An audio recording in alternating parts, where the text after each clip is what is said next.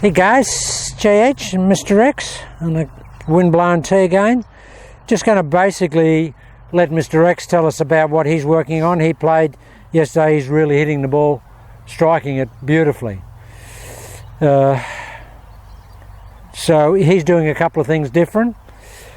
He's those earlier videos that I did where I said he was getting down here and he was thinking about, he wasn't thinking about a follow through and the club was finishing sort of chopped off. I mean, I'm not doing that. I'm hitting up, but he's having great success. So it just gives you options, guys. So and we'll just talk about that and maybe about the hinge point of your lead arm. Yeah, I've been a terrible exponent when it comes to leading with the left side. I pull hard with the left side and my shoulder gets out of alignment to the left, in a traditional swing, in my traditional swing, and results in pull hooks and terrible shots. I've finally got myself into a position now where I feel that I take my backswing and my left shoulder stays where it is. I just swing the arms down to the ball, not trying to swing through the ball. Okay, just take the club back. No, just get over the ball there and just take the club to the top of the swing. Okay, so it's all right. Now, what I think that sounds like to me is that if you just swing your lead arm down, that this stays here, and this lead arm just swings like this is your pivot point, and your hinge point. This never changes, and the arm just goes past it. That's what it feels like. That this never ever opens. No, it will move slightly. I mean, of course it has to. Of course it has to. As a feeling, you don't want it to move. Well, the insurance policy is that if you have X amount of shutdown on the shoulder at address, if you've got an over shutdown or an overdue, you can actually move it a little bit and it will still be closed when you hit it. And that's all we've got to do. We've just got to have the shoulder closed. How much it's closed, invariably that will dictate the shape of the shot. But if you can go from 25 degrees closed to 15 degrees closed when you hit it, you're still 15 degrees closed or 10 degrees or whatever that increment may be, so it doesn't matter. So coming from a previous swing of moving this to get the club moving, I was moving everything to the left to get the club moving into the back of the ball. Now I have this feeling that I'm there and I'm just swinging the arms into the back of the ball as a feeling. Yeah, with your shoulder girdle not rotating. No rotation in the top half. The bottom half does rotate slightly. Yeah. But your hands are just coming into the back of the ball as a feeling. Well, in a traditional golf swing, what we're endeavouring to do from the top of the golf swing is get these shoulders back to square at impact. Now, as soon as they're square, this shoulder's moved way over here, and you can't guard against the shoulder going from what you want as being square to a little bit open. You can't guard against that in a traditional golf swing. But if we want to just be closed per se, in channel lock, if we start off with an insurance policy amount of closed shoulders and then we dissipate that amount to a degree, it doesn't matter because we've still got closed shoulders at impact, which is the whole idea and the premise of this golf swing. And in doing so, it's given me, as a byproduct of that, it's given me a reverse feeling in my upper torso. I feel like my spine angle is facing back away from the ball. Some people call it a reverse tilt or secondary tilt. But that is what the feeling is, and I actually get into that position now at address. I feel like I'm looking under the back of the ball like this, and I feel like I'm tipping this way with my top half as a feeling, and I want to stay there. At impact, I want to stay there. I don't want to come forward and be on top of the ball. Well, secondary tilt is something that's taught by the good teachers, and it's in every really good golf swing. I mean, you have to basically be in that position when you hit the golf ball. I mean, you don't want to be like that because you just can't get this shoulder positioning the lead arm correctly. And I found that by having that feeling of looking under the back of the ball, I move my head slightly to my right shoulder and I'm looking under the back of that ball, Okay. that gives me the correct setup for the shot. So it's very much, and I wanted him to reiterate today that point, because he said it the other day and it just dissipates in dispatches when we look at videos, but it is an important factor for him, and he's taking it onto the golf course. So he's actually trying to look under the golf ball. Now if you try and look under the golf ball, you really have a different visual application. There's no question about that, as opposed to just looking at the golf ball. If you actually try and look under the inside quadrant of it, it's different. You really do have to visually change your visual uptake acceptance. And from my point of view, from that position at the top, I don't want to make any forward movement at all, other than my hips will slightly open. They'll open a little bit to start the move, Yeah. and then I'm trying to put the club under the back of the ball. And basically stay back here when you put it under. Yep. I'm using like a cheese grater effect onto the back of the ball with the irons. Yeah. Feels like I'm grating the back of the ball with the irons. And what's interesting, he said yesterday that when he played, because he is getting that effect on the golf ball, he's imparting a lot more spin on it, to the extent that he was probably back a half a club in his distance, because he's putting a lot more spin on the golf ball. Now, his cheese grater effect is that the club, if you know, just get an iron.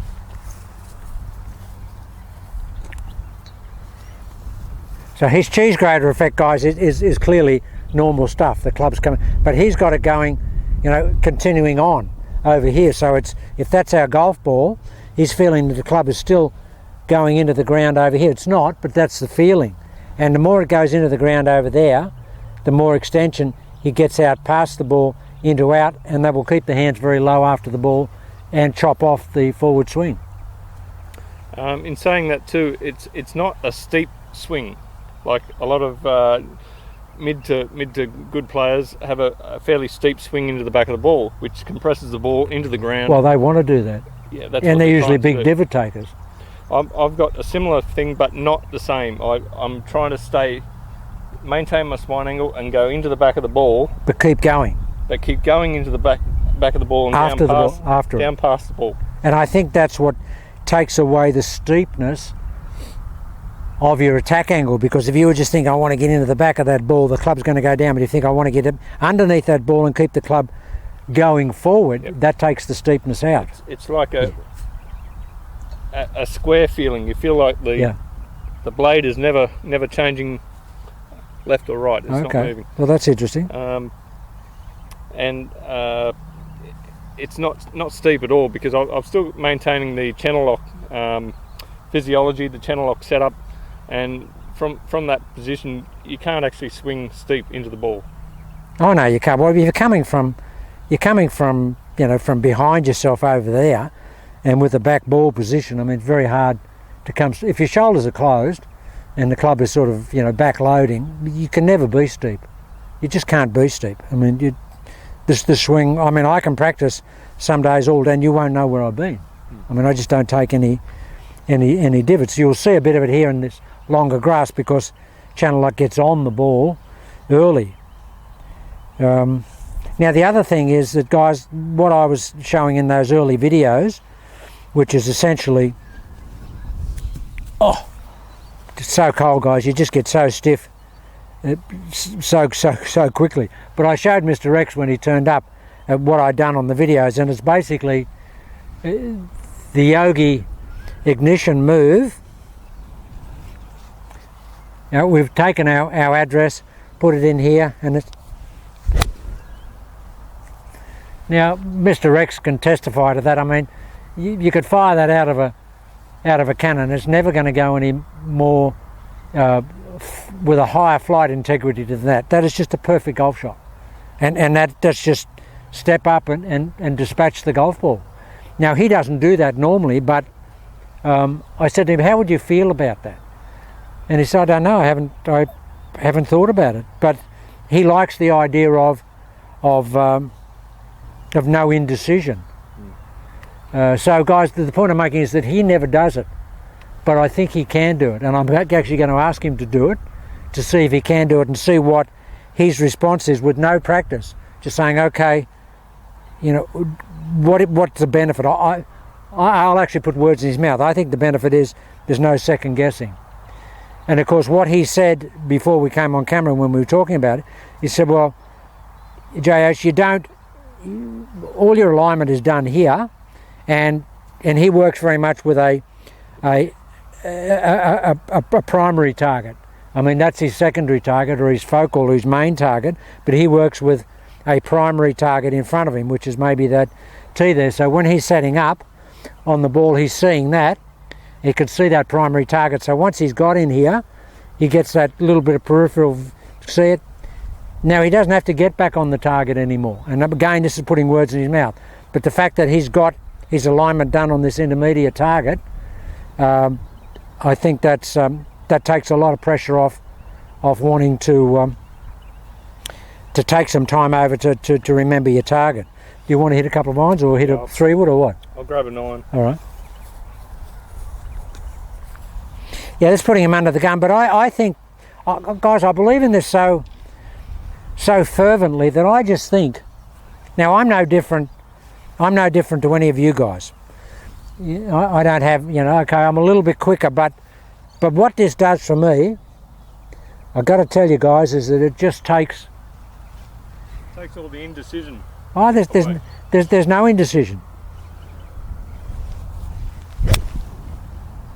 Now, MrX, you've seen me hit a lot of balls. You will never see me hit a better iron than that. I mean, I can't hit a better iron than that, and that's just get on with the job. All right, so what I was trying to do yesterday too, I'd sort of forgotten about it a little bit during the round, was what you were referring to as the Macaroni Arm. The soft left arm. Yeah. I didn't really have enough time during the round to sort of play around with it because I hadn't really practiced it. But in saying that, the softer feeling in the arms gives me a much softer takeaway. I'm not trying to stress, not trying to muscle the takeaway into a position.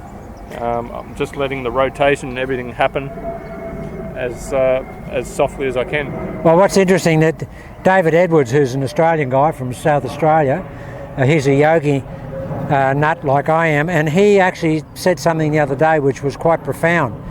And he said, JH, if you look at yogi, and I'd never seen this before, so I'm eternally grateful for Dave highlighting this, but he said what I see in yogi, and this is channel lock, guys, but we're implementing some of yogi's great stuff in it. But what he said, if you look at yogi, when yogi comes, he's got the macaroni arm, but he initiates the movement of that macaroni arm with this. He slings the shoulder. He gets here and he slings the shoulder. Guys, you think about that. You get here and you sling your shoulder. Look what it does to the loading. Look, you push your shoulder back and that's how you get that loading. That's how you get that negative loading. Look, if I push that shoulder back with a noodle against a noodle arm and a noodle wrist, if I get here and I push, look, it automatically loads it. So that's a great observation. I've never heard anybody mention that, and I'm a bit of quite a student of yogi, and I've never heard anybody mention that, any of the students of yogi. No one's ever mentioned that. That's a great observation, David. So, but I haven't tried it yet. But I want to sort of drive around for a couple of days. I want to sit at home and think about it, and just get my mind gravitating to the thought of making. Basically, if I've got look at this, guys. Look what happens to this arm. Look, I'm doing this. Look, you know what's moving this? That. And we saw that in yogi. That's how they went back there. These are the intricacies. But the noodle arm, there's no question that the noodle arm is fantastic. Okay, so what we're going to do here with MrX is he's going to try the I termed that video in Latin the no swingus interruptus process here, where he's just going to walk in, set it up, and hit it. Now, you might end up hitting that fence and come back and killing us. But I don't think you will. Okay, so I'm going to pick my intermediate target, and I'm looking straight at my long-term target, the target I'm aiming at, the green. There's my intermediate target, so I know where the green is. I'm just working off my intermediate target.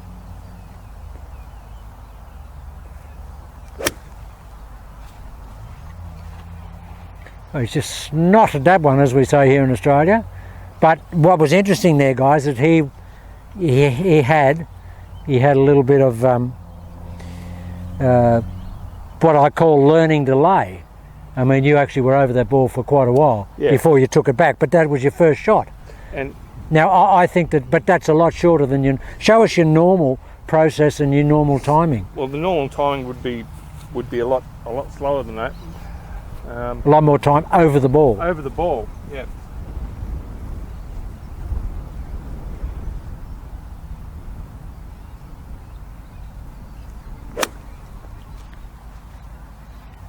Well, they're two identical golf shots. But yes. the point you were making earlier about the indecision is haven't got time to think about anything. You've got your point of interest where you want to hit the ball over the top, your intermediate target. You're going for your main target. There's nothing else to think about. You know, I think when I watched Mo Norman, I never got to see Yogi hit the ball, but I saw Mo Norman hit it thousands of shots. But the thing that was really interesting was, you know, he was just the most amazing driver of a golf ball, and that's because he did that, guys. He just got it, went. There's no indecision. And I said to him, okay, when the first time I met him, I said, can't believe how quick you get on with it. And he says, well, it doesn't give me any chance to second guess myself. And he never did it. So just get a 3-wood, and we'll just see what you like with the 3-wood. Because he's been hitting, you know, fairway woods unbelievably, to the extent that, you know, he's hitting 3-wood up, you know, up and past my driver, which is no great feat, but I mean, he's just really nutting it. Just get it sort of about here, yeah, about there, yeah. In terms of where with the camera is, yeah. With the same process of just seeing the target. And getting on with it. Yeah. And guys, the point I was making is that I think that the drivers, when people get on the tee, that was the point I was going to make, that's where the indecision comes in. You watch people with a driver on the tee, they come on and they're all sorts of troubles, or a 3-wood. And I think this will eliminate most of the problems you get. Okay, so same again, we've got the intermediate target. We know our main target, which would be, say, the centre of the fairway or the right of the fairway. Oh, well, those two trees. To miss you might be trying to miss a bunker down the fairway, or you might be trying to miss some water on one side. So we've got our intermediate target.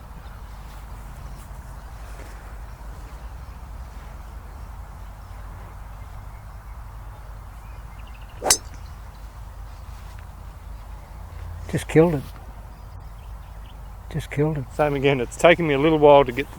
See, I'm not up to the standard where you are with the ready, set, go. Oh, yeah, because you're entirely, you know... I've got some new things that I'm thinking about in the swing at the moment, which are... Yeah.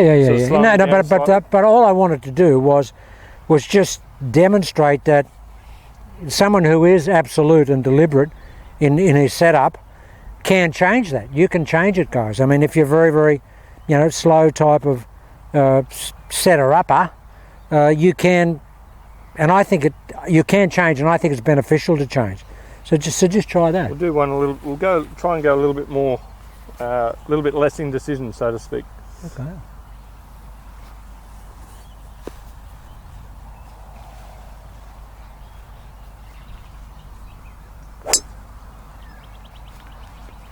Well, you know, you can't hit the ball better than that.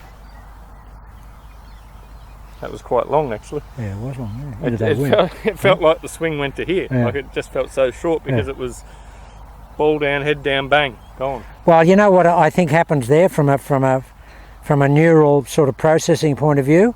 When we get over the ball and we're taking time over the ball, what we're doing is we're thinking about the backswing. Now we're thinking, okay, I've got to have a backswing. Now when thinking about a backswing, you're thinking of the normal process of a long backswing. But here we're not thinking about that process. What we're thinking about here is just the dispatching of the golf ball, and the backswing, whatever it needs to be, will take care of itself. This one. Yeah, it's probably moved. Do you want to... What's wrong with that tee? Yeah, the ground's not real good. Yep, that's okay. Okay. So I'm still having the same feeling with the woods as I am with the irons as the cheese grater effect. But with doing it with the woods, it's slightly different. You've got less loft on the club as opposed to an iron, and you've got a little bit more swing speed. So it's not affecting me as much with distance. It's actually improving my distance. Yeah, it's surprising, isn't it? Because it's giving me a straighter end over end flight, as opposed to having any right to left or left to right. And do you find that it's harder to get that at the ball down and the club under the ball going out with the longer club and standing further away with your arms extended? Is that a problem? No.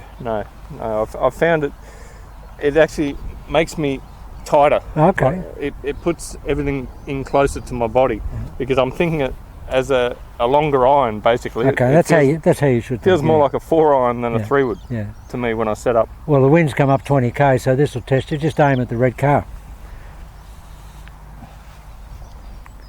See your target.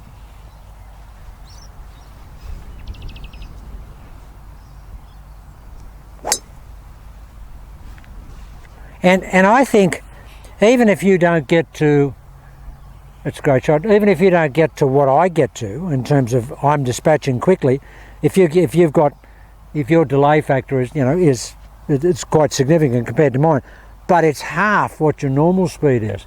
And I don't think you need to get to mine, because I'm that type of person and I've got that type of physiology and just I get on with it very, very, very, very quickly. But what's interesting there, that's half his normal speed, isn't it? Yep. And like you say, it takes everything away, all the indecision. All I've got to do is just get the club onto the ball. Give us a hit with that club. This is what we call the magic 3-wood. We've tried hundreds of 3-woods, but this is a 3-wood that beats every other 3-wood, and it's an old Taylor from about how many years ago? About 5. Probably 5 years ago. It's an RBZ Pro.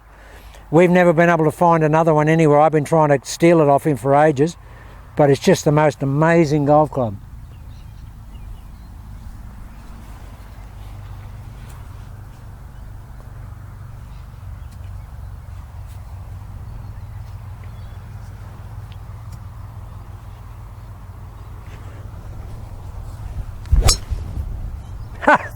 Oh, You can't have it, JH. I want it. You can't have it. How long was You that? could swap your car for that, but no, nothing else. You'll be walking to and it's annoying, because every time I pick it up I absolutely nail it every time. I mean, that's you. Well, in all honesty, it is the T club. Like it is the long T club, because I can't get any improvement from a driver. Yeah. I can hit my driver as good as I can, and this has passed it by 10. Yeah, it's crazy, guys, and I think this is where I think somebody should really put some research into a driver. Now, normal drivers are 430 to 460. Looking at this is about probably, I don't know, 230 in terms of size. Now, I think if it was a little bit deeper in the face and they worked a little bit of work on the shaft, you would hit this as far. This is not like a mini driver. Mini drivers are not like this. You've got a mini driver. I've got the mini driver. He's got the mini. It doesn't go within 25, 30 yards of this. It's just not that type of thing. This has a characteristic, technically and engineering wise, that's pretty close to the money of having a super driver at a controllable length. See if you can get it past mine. Okay, we'll try to go your setup this time, like The quick dispatch. Get in and go. I've just got to make everything ready.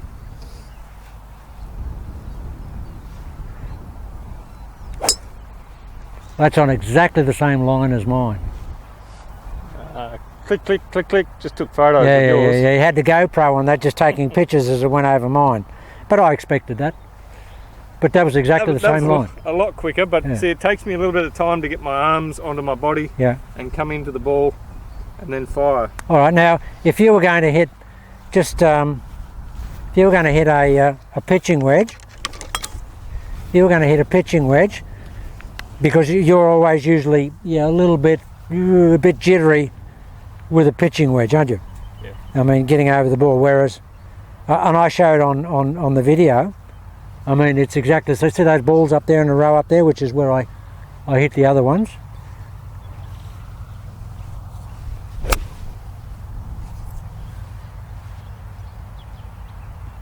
It's just,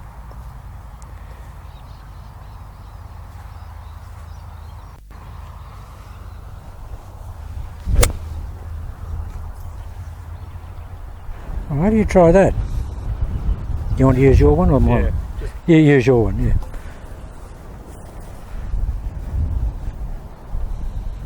yeah. Guys, I just think there's something in this, and I think it's worth working on.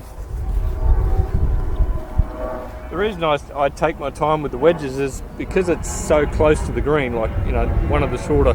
Yeah, but we can get ways. paranoid. We can get paranoid. So we think, oh, we've got to do this, we've got to do that. What you got to do is swing the golf club. So we've got our intermediate target. Yep. We're onto it. Well, that's in the hole, mates. That's in the hole. It's in the hole. Almost, yeah.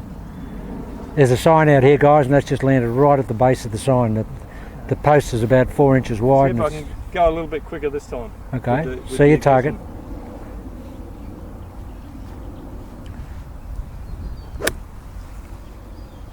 Tell you what's interesting is how much acceleration you get on the ball. See, that's just flown the sign. I had a little bit more on that one. Oh yeah, but that's amazing. I mean, I'm not used to going so quick. Yeah, so the club just goes quick. Yeah.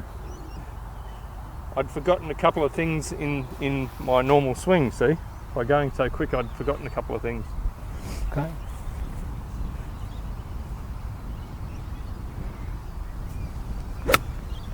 Well, those three are the best.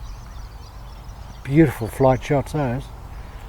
And again, they would take pictures of mine on the way by. Anyway, guys, that's just something I think that we can do. There's a bit of information there from MrX on his golf swing, and yeah, I think it's I think all of this stuff is good, and really, I mean, believe it or not, if I had a little pitch shot, just a little one here, a little pitch shot. Most people will come up and they'll get in here and it's all, but what if you come up and you just see it and you just, why wouldn't you play it like that? Why wouldn't you just do that? Do all your trials and tribulations here, but when you get over the ball, just hit a little shot like that. I'm just talking about a little pitch, just one just onto the green here. Just no indecision. I've used the description on occasions, guys. When you see the club player over a shot like this, he looks like the pain is so great. He looks like he's giving birth, and it's a man. And that's difficult to do. But you'll see them. They get in here like this, and all they're trying to do is hit a little pitch shot.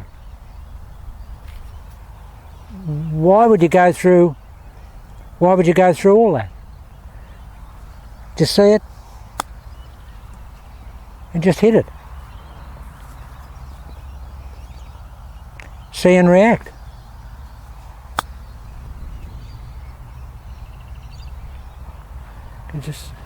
I don't think you need to do anything really. I just think that this is,